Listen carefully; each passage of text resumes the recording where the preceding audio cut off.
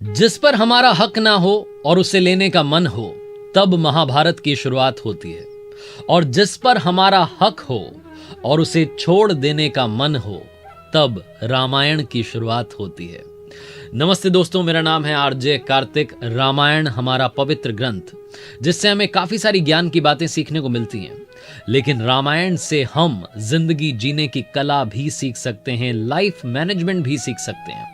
इसी life management को सिखाता हुआ आज का ये वीडियो आपके नाम। सीखोगे नहीं तो जीतोगे कैसे। आज बात करेंगे रामायण के 5 प्रमुख पात्रों की, जिनसे आप और हम काफी कुछ सीख सकते हैं, जिससे हमारी जिंदगी की जितनी मुसीबतें हैं सब की सब आसान हो जाएंगी। आइए बात करते हैं 5 learnings from Ramayana. Learning number 1, सबसे पहले हम सीखेंगे राजा दशरथ से। राजा दशरथ की दाढ़ी में जब सफेद बाल आया, तभी उन्होंने डिसाइड कर लिया कि उन्हें अपने बड़े बेटे प्रभु श्री राम को अयोध्या का उत्तराधिकारी घोषित करना है। वो समय आ चुका है। सही समय पर सही फैसला उन्होंने ले लिया था। सबसे बड़ी सीख जो राजा दशरथ से मिलती है, जिंदगी में परिस्थिति को देखें, अपनी क्षमता को देखें, भविष्य को देखें, उसके बाद में डिसाइड करें। हम में से बहुत सारे लोग एक पोजीशन से चिपक जाते हैं, मालूम होता है कि हम उसके लायक अब नहीं रहे, अब हमारे अंदर उतनी क्षमता नहीं रही, लेकिन तब भी वो मोह हमें बांध के रखता है। हम वो सत्ता नहीं छोड़ना चाहते, वो कुर्सी नहीं छोड़ना चाहते। जिंदगी में सबसे जरूरी है अपनी क्षमता के अनुसार अपने फ्यूचर को लेकर के सबसे बड़ा डिसीजन लेना। लर्निंग नंबर 2, रामायण के सबसे मुख्य किरदार, सबसे मुख्य पात्र प्रभु श्री राम से क्या सीखें। जब वो राजा बनने जा रहे थे, उसी वक्त उन्हें मालूम चला कि उन्हें 14 वर्षों के लिए वनवास में जाना होगा।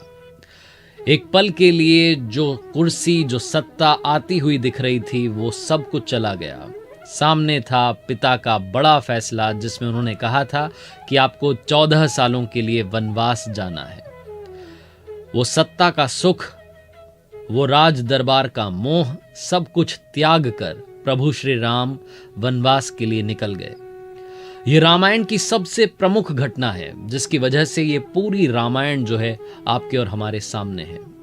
लेकिन ये सबसे बड़ी घटना, सबसे बड़ी बात सिखाती है, परिस्थिति चाहे जो आ जाए, जिंदगी में चाहे जो सिचुएशन बन जाए, कभी भी अपने कर्तव्यों से पीछे मत हटिएगा।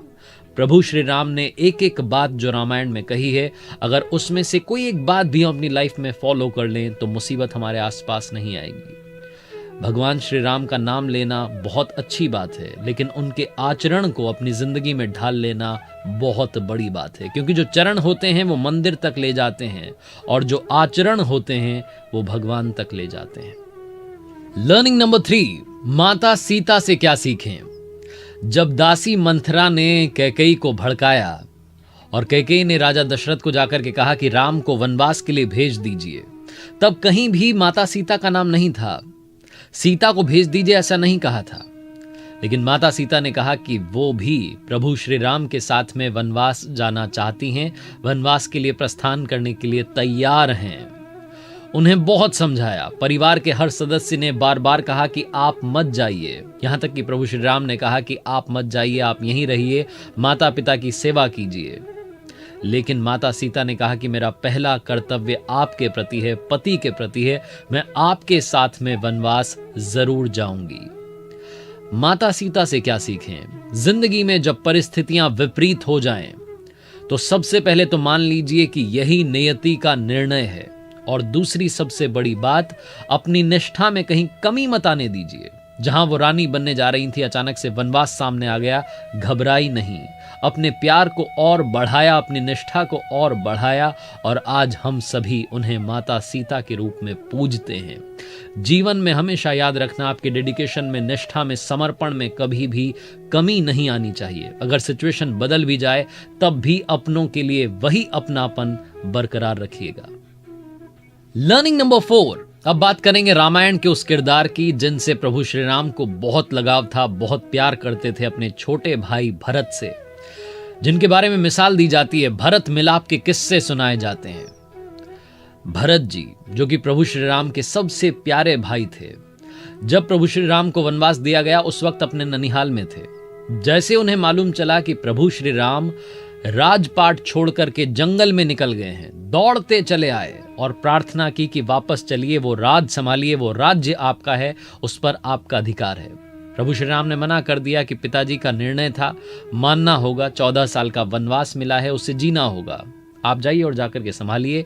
लेकिन तब भरत जी ने वो काम नहीं किया। उन्होंने एक काम किया, प्रभु श्री राम की चरण पादुकाएं लेकर के आए, उसे सिंहासन पर रखा और कहा कि ये सिंहासन तब तक भी प्रभु श्री राम का ही रहेगा जब तक कि वो वापस नहीं आ जाते। प्रभु श्री राम से कहा कि आपकी चरण पादुकाएं अब अयोध्या में राज करेंगी। भरत जी के बारे में कहा जाता है कि जब तक वनवास से प्रभु श्री राम वापस नहीं आए थे तब तक वो नगर से दूर रहे, जंगल में कुटिया बना करके बिल्कुल उसी तरीके का वनवास जिया जो कि उनके भैया राम जी रहे थे। सबसे बड़ी चीज, सबसे बड़ी बात जो सिखाते हैं भरत जी वो ये है कि जिस चीज पर आपका नैतिक अधिकार नहीं है, जिस पर आपका अधिकार नहीं है, उस पर अपना अधिकार मत जमाइए, और जिस पर किसी और का अधिकार है उसे पूरी रिस्पेक्ट दीजिए। काम वही कीजिए, अधिकार उसी पर जमाइए जिसके आप योग्य हों। यही सिखाते हैं रामायण के भरत जी। लर्निंग नंबर 5, अब बात करेंगे उनकी जिनके बिना रामायण अधूरी है। भगवान श्री राम माता सीता के साथ जिन्होंने 14 वर्ष का वनवास बिताया, जिनके जाने की जरूरत ही नहीं थी, लेकिन भैया के साथ चले गए। भैया ने हमेशा भरत जी को अपना प्यारा भाई कहा, उन्हीं को सारा लाड दिया, लेकिन इन्होंने कभी बुरा नहीं माना। प्रभु श्री राम के सबसे बड़े शिष्य लक्ष्मण जी, जो सिखाते हैं, हम सभी को सिखाते हैं कि जिंदगी में कभी भी प्रशंसा की चाह में काम मत करना। ये मत सोच करके काम करना कि मेरी तारीफ होगी, क्योंकि प्रभु श्री राम ने तो सारा प्यार, सारा स्नेह भरत जी को दिया था, लेकिन समर्पण की भावना के साथ 14 वर्षों तक जंगलों में भटकते रहे लक्ष्मण जी, जो हमें सिखाते हैं कि नाराज ना होना, ये सोचकर कि काम मेरा और नाम किसी और का हो रहा है, क्योंकि घी और रुई सदियों से जलते आ रहे हैं और लोग कहते हैं कि दिया जल रहा है। लक्ष्मण जी की बात चली है तो जाते जाते एक आखिरी लर्निंग, जो कि इन 5 लर्निंग से अलग है, रामायण के विलेन की, यानी कि रावण की, जो महापंडित था। लक्ष्मण जी को एक बात जाते जाते इस दुनिया को छोड़ते वक्त रावण ने कही थी। लक्ष्मण जी से कहा था कि लक्ष्मण, जिंदगी में, जीवन में हमेशा याद रखना, शुभस्य शीघ्रम, यानी कि जो शुभ कार्य है वो जितनी जल्दी हो जाए उतना अच्छा है, और जो अशुभ काम है उसको जितना टाल सकें उतना बढ़िया है, उसको टालते चलिए और शुभ काम को, शुभ कार्य को जल्द से जल्द कर लीजिए। रावण ने कहा था कि मुझे प्रभु श्री राम को पहचानने में देरी हो गई, वो शुभ काम में देरी हो गई, उनकी शरण में जाने में देरी हो गई, इसीलिए अब बिना उनकी शरण में जाए ये दुनिया छोड़ करके जा रहा हूं। बड़ा अच्छा होता अगर मैं उन्हें पहचान लेता और उनकी शरण में चला जाता, मेरी भी नैया पार लग जाती। और जाते जाते आपका अपना दोस्त आरजे कार्तिक बस यही कहना चाहता है, ऊपर वाले के दर पर, भगवान के यहाँ पर चतुराई नहीं चलती, वहां सिर्फ भोलापन चलता है। याद रखिएगा, जिनके कपट दंभ नहीं माया, तिनके हृदय बसहूं रघुराया। हर सोमवार सुबह 9:30 बजे देखते रहिए मेरे साथ एक नई कहानी, और जिंदगी में याद रखिए, कर दिखाओ कुछ ऐसा कि दुनिया करना चाहे आपके जैसा। एक बार फिर से आपको और आपके परिवार को दिवाली की ढेरों शुभकामनाएं।